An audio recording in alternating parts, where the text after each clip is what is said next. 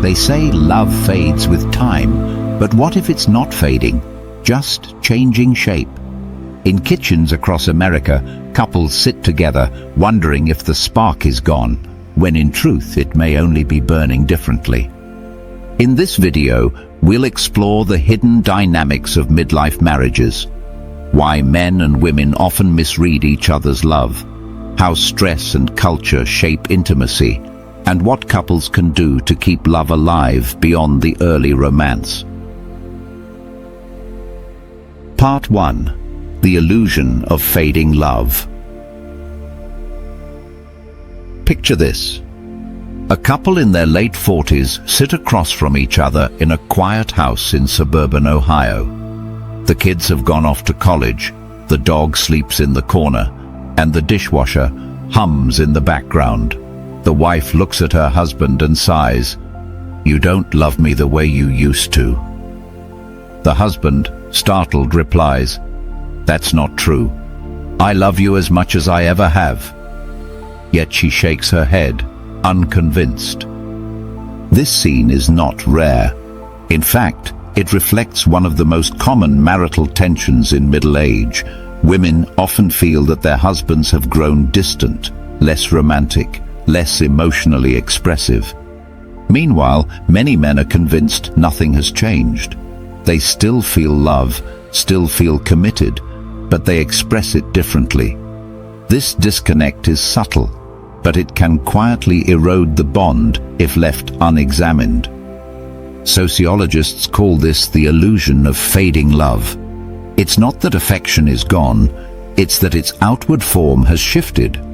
Early in a relationship, romance tends to be visible.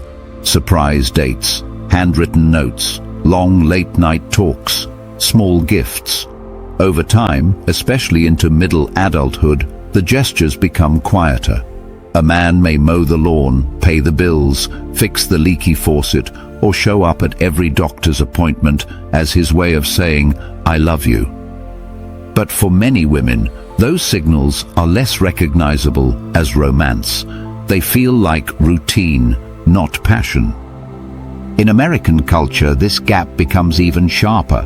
Movies, TV, and social media constantly reinforce the image of romantic love as flowers, vacations, and grand gestures.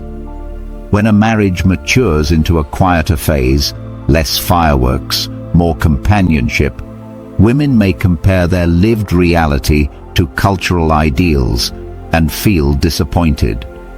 Men, on the other hand, often resist these expectations, thinking, "Why should I need to prove what's already obvious?" The result? A cycle of misinterpretation. She feels unloved because he's no longer demonstrative in the same way. He feels unappreciated because his practical devotion goes unnoticed. Neither side is malicious, but the gap between perception and reality grows. Research from the Gottman Institute shows that marriages rarely collapse overnight. They erode through emotional disconnection, small unmet needs, subtle disappointments, and silence around what truly matters. Middle age is especially vulnerable because it combines high stress, career pressure, financial responsibilities, aging parents, health concerns, with a decline in visible passion. Unless couples actively bridge the gap, they risk sliding into emotional distance that feels like the love itself has vanished. So as we begin this journey, keep one truth in mind. Love does not necessarily fade in midlife, but the way it's expressed changes, and if those changes are not understood, they can be mistaken for loss. If you've ever felt this shift in your own relationship, or noticed it in couples around you, share your thoughts in the comments. Do you believe love actually fades, or do you think it just changes form? Part 2. The Midlife Marriage Paradox in America. If you ask married couples in America about their relationships during middle age, you'll hear two stories that seem contradictory. On one hand, many report that their bond is stronger, steadier, more dependable than ever before. They know each other's quirks, they've weathered storms together, and they can finish each other's sentences. On the other hand, surveys also reveal that marital satisfaction often dips during this very same stage, with both men and women feeling more disconnected, less fulfilled, and less romantic. This tension is what psychologists call the midlife marriage paradox. Statistically, the numbers are striking. Studies show that marital satisfaction tends to follow a U-shaped curve across the lifespan. Couples often begin with high happiness, dip during the demanding middle years, and rise again in later life if they stay together. In the United States, the middle of the curve is particularly sharp because midlife brings a unique storm of pressures. Careers are at their most demanding. Parents may be aging and need care. Children are either teenagers, requiring emotional labor and constant negotiation, or leaving home, creating what's called the empty nest transition. Financial responsibilities peak. Mortgages, college tuition, retirement planning. Add health changes, weight gain, stress, hormonal shifts, and it's no wonder the marriage can feel squeezed. Amid this pressure, romance often takes a back seat. Instead of candlelit dinners, evenings revolve around soccer practice, emails from work, or managing bills. Instead of love letters, communication turns into logistics. Did you pay the insurance? Who's picking up the groceries? The water heater needs repair. The foundation of love may still be there, but it's buried beneath layers of responsibility. For many women, this shift feels like loss. For many men, it feels like a natural evolution. That mismatch is the paradox itself. In America, the paradox is magnified by cultural contradictions. On one side, there's enormous social pressure to maintain the image of a passionate marriage, reinforced by Hollywood, advertising, and even Instagram posts of friends on anniversary trips. On the other, there's a pragmatic American ethos, marriage as a partnership, a working team that prioritizes stability and function. Middle age is where these two expectations clash most intensely. Husbands often lean into the practical side, providing, fixing, showing up. Wives, socialized to value emotional and verbal affirmation, may feel deprived when visible romance fades. Each side is doing their part, but not in the language the other recognizes. This paradox explains why so many American marriages don't collapse in midlife, but instead drift. They stay intact legally, but emotionally. The partners live side by side rather than heart to heart. And unless couples learn to translate each other's love languages during these years, the quiet distance can solidify into long-term alienation. Have you ever noticed this paradox in your own life, or in couples you know? Drop a comment below. Do you think marriage naturally shifts in midlife, or is it society's expectations that make it harder? Part 3. How men's expressions of love change over time. When men are young and in the early stages of love, their gestures are often dramatic. They'll drive across town at midnight just to see her for 10 minutes. They'll spend hours crafting the perfect text message or save up for weeks to buy her a small gift that makes her smile. Romance in youth is bold, expressive, and visible. But as men move into middle adulthood, something changes. Not necessarily in the depth of their love, but in the way they express it. In American marriages, researchers have observed that men often shift from verbal and symbolic expressions of love toward practical and functional ones. Instead of saying, "I love you" every day, a husband may show love by ensuring the oil in her car is changed, by working overtime to pay for the family vacation, or by repairing the leaky sink without being asked. In his mind, these are not chores. They are acts of devotion. Yet to many women, they don't register as romance. They look like routine maintenance. This shift has cultural and psychological roots. Men in American society are raised with the message that being a good partner means being a provider and a protector. By middle age, with careers at their peak and responsibilities mounting, many men double down on this role. They may feel that flowers or surprise dinners are unnecessary because their daily sacrifices are proof enough of love. The irony is that while these sacrifices are real, they're often invisible. A man who spends an extra 2 hours at work to secure a raise may feel proud he's doing it for the family, while his wife interprets the same late nights as neglect. Another factor is emotional socialization. Men are less likely than women to have been taught to express vulnerability through words or affection. As they age, this gap often widens. By the time they reach their 40s or 50s, many men feel awkward trying to revive youthful gestures of romance. They may even believe such efforts would be seen as artificial or corny. So instead, they stay silent, convinced their loyalty and presence should speak for itself. But here lies the disconnect.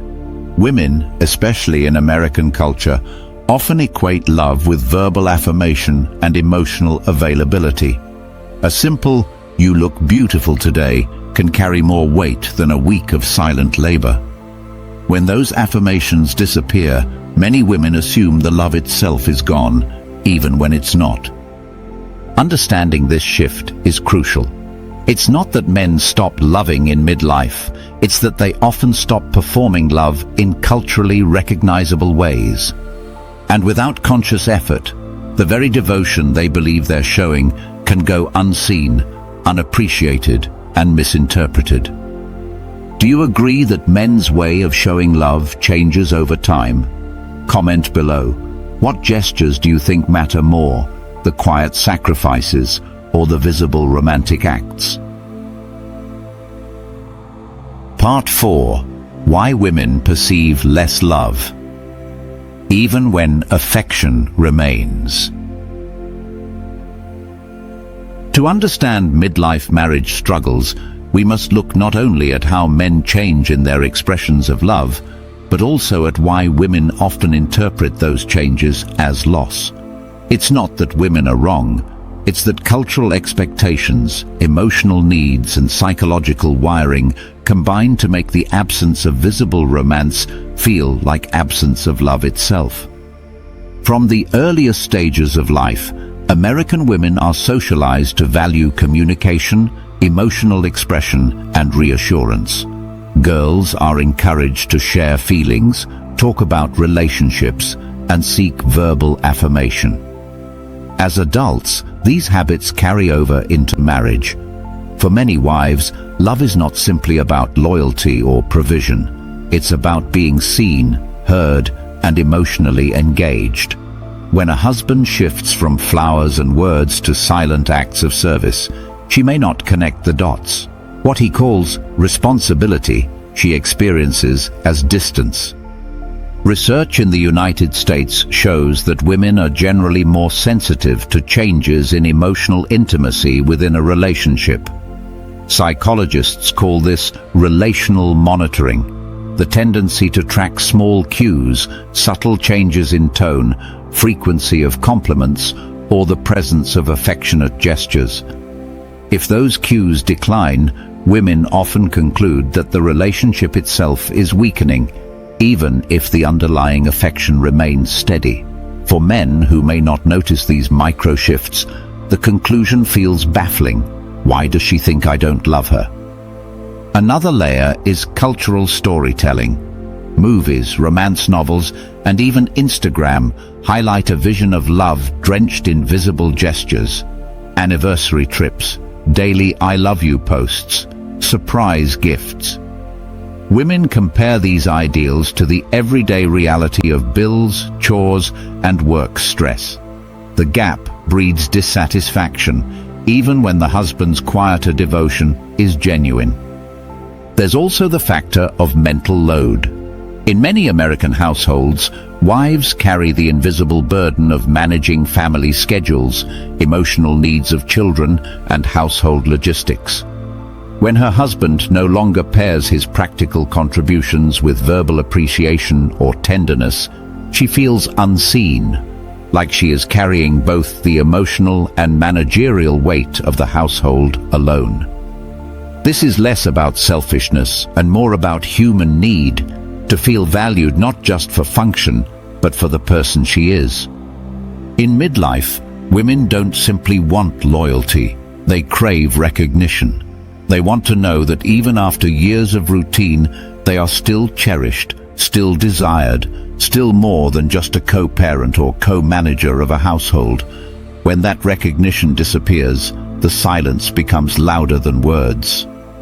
Understanding this helps bridge the gap. Women are not demanding extra, they are asking for visibility.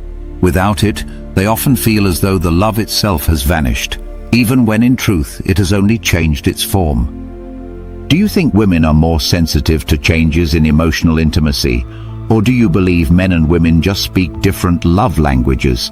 Share your view in the comments. I'd love to hear your perspective. Part 5. Stress, work, and the mental load of middle age.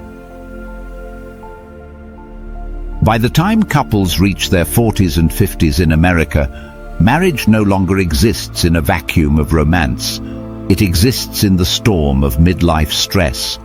Careers peak in intensity. Children are either teenagers navigating rebellion and college prep, or adults who still lean on their parents for support. Parents themselves may be aging, requiring medical care, financial help, or constant check-ins.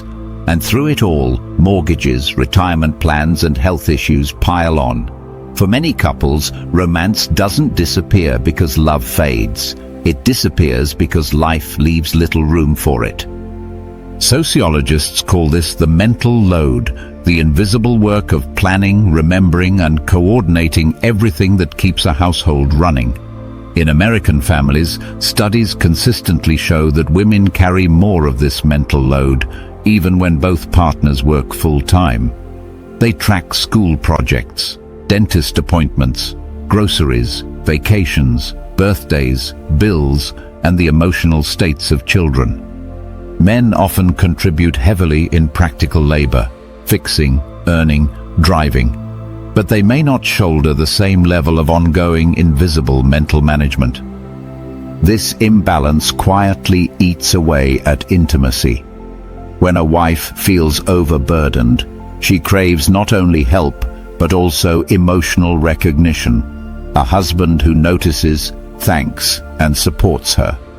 When he doesn't, she interprets it as lack of care.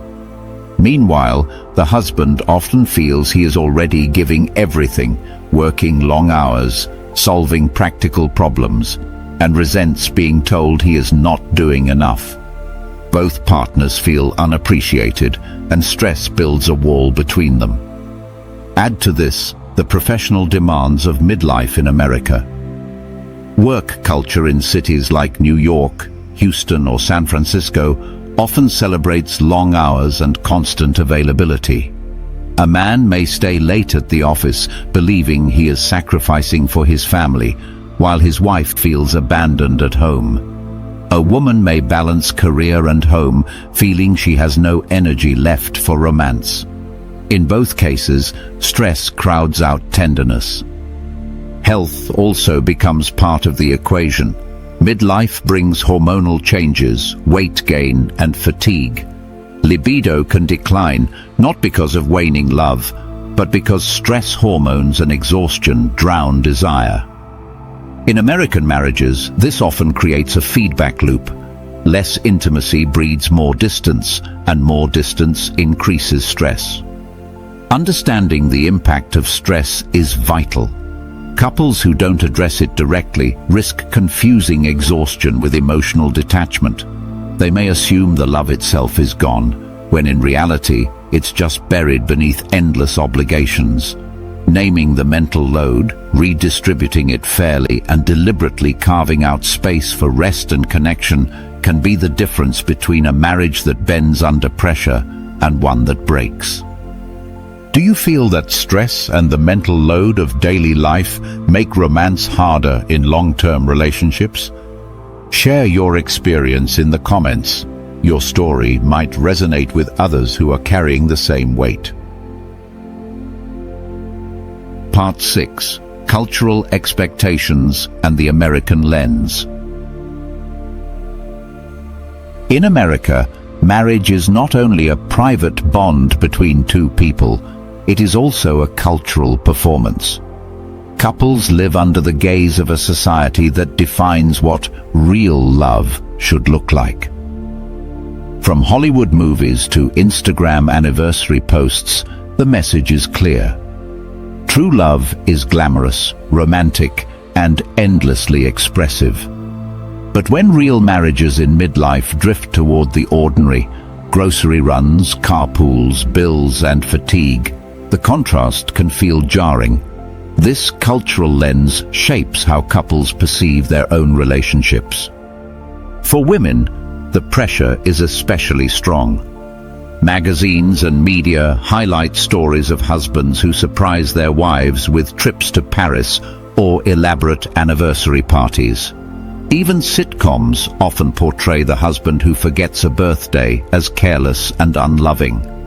Against this backdrop, an ordinary American man who works hard, pays bills, and fixes the roof but forgets flowers may seem, unfairly, like he loves less. His devotion is real, but culture teaches his wife to look for grand gestures, not quiet loyalty. Men feel this pressure too, but differently. In US culture, men are often expected to embody both the stoic provider and the romantic partner. Movies tell them to hold boomboxes outside windows or plan elaborate proposals, while real life demands 60-hour work weeks and endless responsibilities. Many men retreat from visible romance not because they don't care, but because they feel it's impossible to meet such unrealistic expectations while juggling the weight of adulthood. American society also glorifies youth. Advertisements constantly equate passion with being young, attractive, and spontaneous. As couples enter middle age, with wrinkles, grey hair, and slower bodies, they unconsciously compare themselves to an impossible standard. They may believe romance belongs to the young, while stability belongs to the middle-aged. This cultural script can create self-fulfilling distance. Couples stop reaching for intimacy because they think it's no longer their stage of life. Yet, research shows that marriages don't actually lose their capacity for romance. They just shift. Older couples who remain affectionate, who prioritize date nights or simple rituals of connection, often report deeper satisfaction than those who surrender to cultural stereotypes. The issue is not biology, it's narrative. The American lens tells couples what love should look like, and when their reality doesn't match, they assume something is broken, even when nothing is. This is the cultural trap, comparing your everyday marriage to an airbrushed ideal. If couples let this trap define their expectations, they risk mislabeling ordinary love as inadequate. But if they resist it, choosing to value the small, steady gestures of devotion, they often discover that midlife love, though less glamorous, is far more enduring. Do you think American culture sets unrealistic standards for what love should look like? Leave a comment. Do grand gestures matter more, or are the quiet daily acts of care enough? Part 7. The Danger of Silent Distance. From Neglect to Grey Divorce. Most marriages don't end with a dramatic explosion. They end with silence. Not the peaceful kind, but the heavy silence that grows when two people stop turning toward each other. Psychologists call this emotional withdrawal. And in midlife American marriages, it's one of the most dangerous forces. At first, it looks harmless. A husband spends more time at work or in the garage. A wife retreats into friendships, hobbies, or caring for the children. Conversations shrink from "how do you feel" to "what time is dinner?" Arguments become less frequent, not because problems are solved, but because both partners stop trying. Neglect sets in. Not the neglect of physical needs, but the neglect of emotional presence. Over years, this silent distance can harden into a pattern of parallel lives. Couples still share a house, but not a heart. They coordinate bills, holidays, and logistics, but the intimacy that once bound them fades into memory. Many American couples describe this phase as roommates instead of lovers. It's not violent, it's not chaotic, it's simply empty. This emptiness is one reason behind the rise of gray divorce in the United States, the trend of couples divorcing after 20, 30, even 40 years of marriage. Once the children leave home, the distractions vanish and the silence becomes undeniable. Many partners look at each other and realize, painfully, that they've been disconnected for decades. The statistics are sobering. While overall divorce rates in America have declined in younger generations, they have doubled for adults over 50 in the past few decades. Silent distance is particularly deceptive because it doesn't feel urgent. Affairs, abuse, or constant fighting create obvious red flags. Silence feels survivable, but in reality, it corrodes love just as powerfully. Human beings are wired for emotional connection.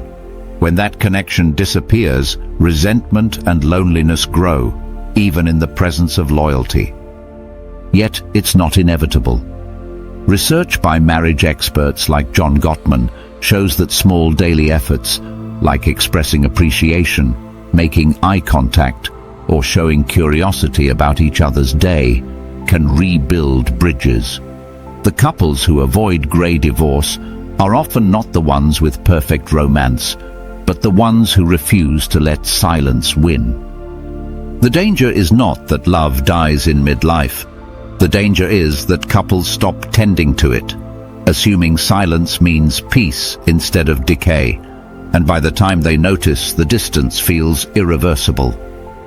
Have you seen this silent distance in relationships around you?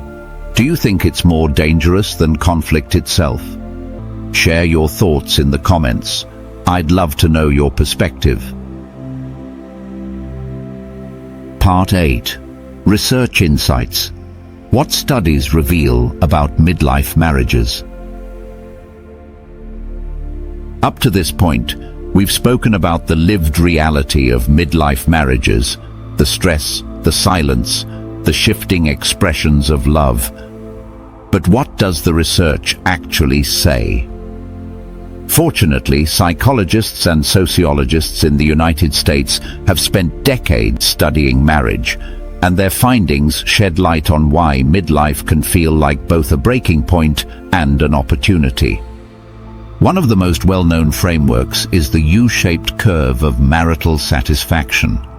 Large-scale surveys show that couples often begin with high satisfaction, dip significantly during the middle years, and rise again in later life, if they remain together.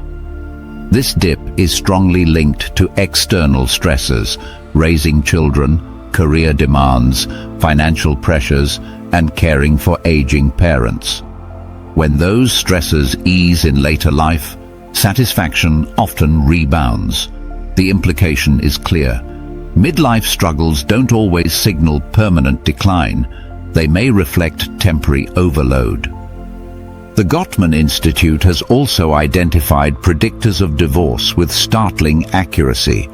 Among the most significant is what Gottman calls the four horsemen: criticism, contempt, defensiveness, and stonewalling. In midlife marriages, these behaviors often emerge subtly. A wife complains that her husband never talks. He withdraws defensively. A husband feels unappreciated, she responds with sarcasm. Over time, these small habits predict erosion more than dramatic conflicts. Other studies highlight gender differences.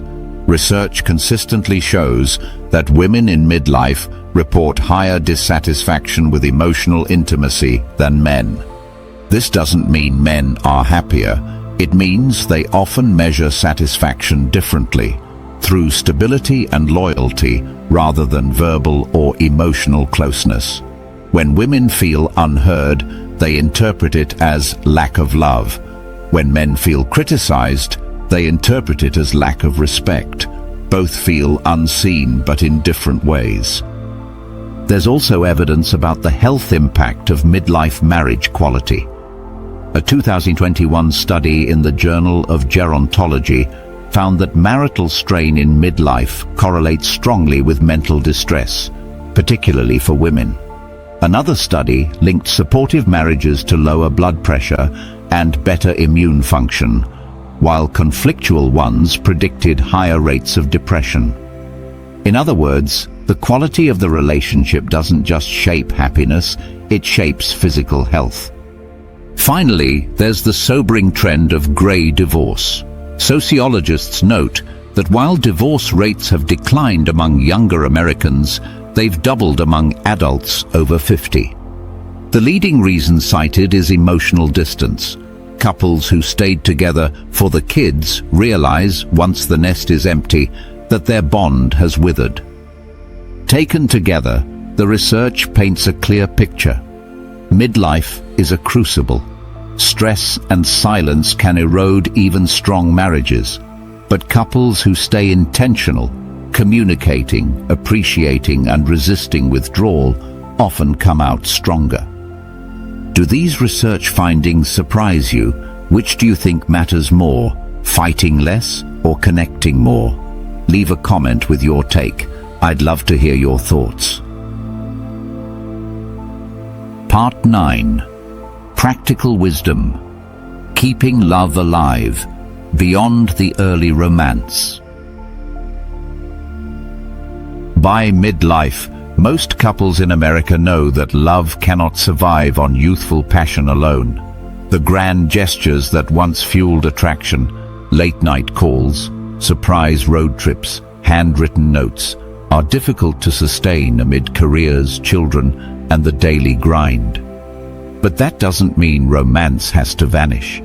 It means couples must choose love deliberately, building habits that keep the relationship alive long after the spark of early infatuation has faded. One of the simplest yet most powerful practices is intentional communication. Researchers at the Gottman Institute emphasize turning toward moments when one partner seeks attention or connection and the other responds. In midlife, these moments often look small: a wife commenting on a news story, a husband asking about dinner plans. When the other partner listens and engages, it communicates care. When ignored, it communicates indifference. Over time, these micro moments accumulate into either closeness or distance. Another key is rituals of connection. These don't need to be extravagant. For many American couples, it's as simple as a weekly date night, a shared walk after dinner, or morning coffee together before the day begins. What matters is consistency, creating touch points that remind both partners they are more than co-parents or co-managers. They are companions. Couples must also learn the art of appreciation. Midlife often magnifies criticism. You never help enough. You're always at work. You don't listen. Shifting the balance toward gratitude can transform the atmosphere.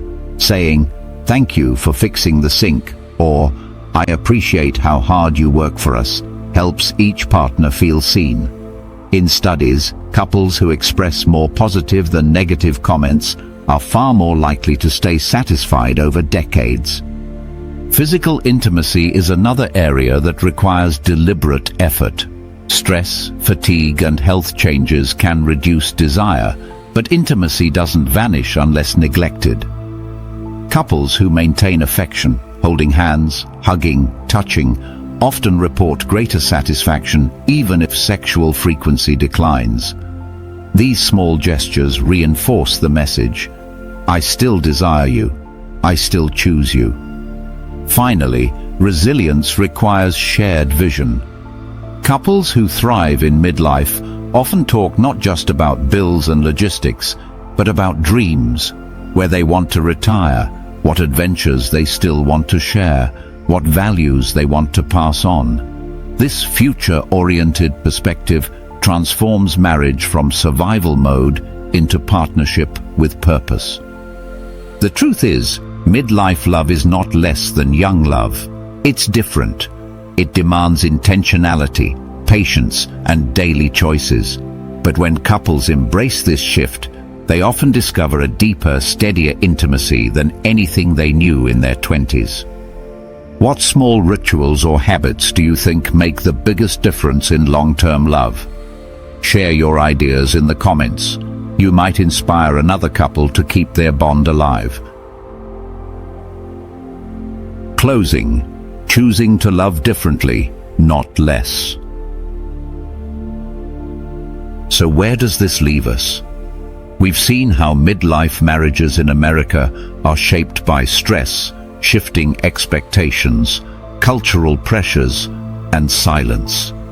We've seen how men often continue to love, but in quieter ways, and how women may misinterpret that quiet as absence. We've seen how cultural ideals of endless romance can distort the value of steady devotion, and how neglect, not conflict, often leads to the quiet unraveling of long-term relationships. But here's the truth worth holding on to. Love does not vanish in midlife, it transforms. The mistake many couples make is assuming that if it doesn't look like it did at 20, it must be gone. In reality, love matures. It becomes less about fireworks and more about foundation, less about infatuation and more about endurance. That shift is not a loss, it's an opportunity. The couples who thrive are not the ones who never face stress or distance.